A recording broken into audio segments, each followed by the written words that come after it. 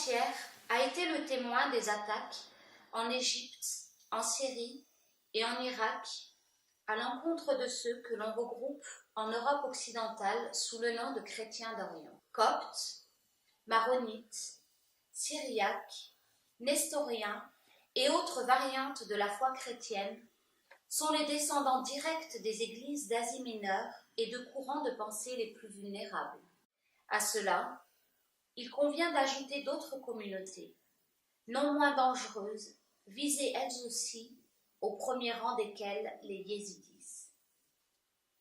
Ceux-là même auxquels on infligeait encore, il y a peu, le nom péjoratif et récusé d'adorateurs du diable, et dont le culte est proche des plus anciennes philosophies gnostiques. Face à eux, la force militaire la plus visible et la plus contestée, l'État islamique en Syrie et au Levant, se pare de l'étendard noir des Abbassides, trahissant par là même l'idée que cette puissance a eue d'elle-même, en s'affirmant comme l'une des plus brillantes cultures de l'islam, férue de science, de culture et d'ouverture sur le monde. Face à ces persécutés, s'est dressée une force qui choisit de croire que depuis des siècles, le temps n'est pas passé. Une force qui veut croire qu'il existe une pureté originelle de la foi qui peut être retrouvée en dynamitant les tombes vénérables et les lieux de prière, comme il en a été du tombeau de Jonas, le prophète de la parole biblique de l'homme avalé par la baleine. Comment en est-on arrivé là? N'avons-nous donc rien appris? Des Ottomans, aux Français et aux Anglais, en passant par les forces des États-Unis d'Amérique du Nord, nombreuses furent les puissances occidentales à faire de ce berceau des civilisations humaines un terrain de jeu d'influences diverses où il importait de diviser pour régner.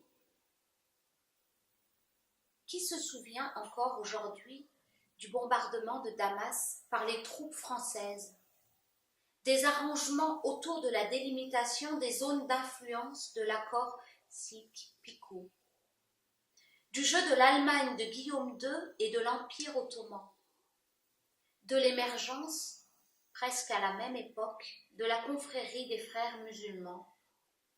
Tout cela, bien avant la nécessité affirmée de lutter contre l'axe du mal. Ceux qui aujourd'hui se mobilisent pour accueillir sur le sol européen les persécutés de cet Orient compliqué, seront-ils au demeurant en mesure de leur assurer un véritable accueil? Quelque chose qui fasse sens dans la durée et qui ne les classe pas, au bout du compte, dans une catégorie particulière d'Arabes même pas francophones. Car le risque sera grand, lui aussi, de manquer une fois de plus à une parole de solidarité.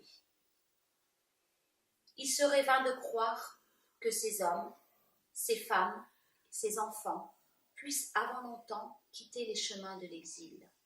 Les pays dont ils sont originaires seront appauvris. Mais notre société saura-t-elle s'enrichir de leur présence ? Rien n'est moins sûr en ces temps de repli. Mais le temps n'est pas qu'à la dépression. Contre le noir qui recouvre aujourd'hui bien des corps, contre cette nuit artificielle de la pensée et les nuages de la brutalité délirante, il convient de se souvenir que plus que toute autre espèce, l'humain, le petit humain surtout, est naturellement une créature empathique.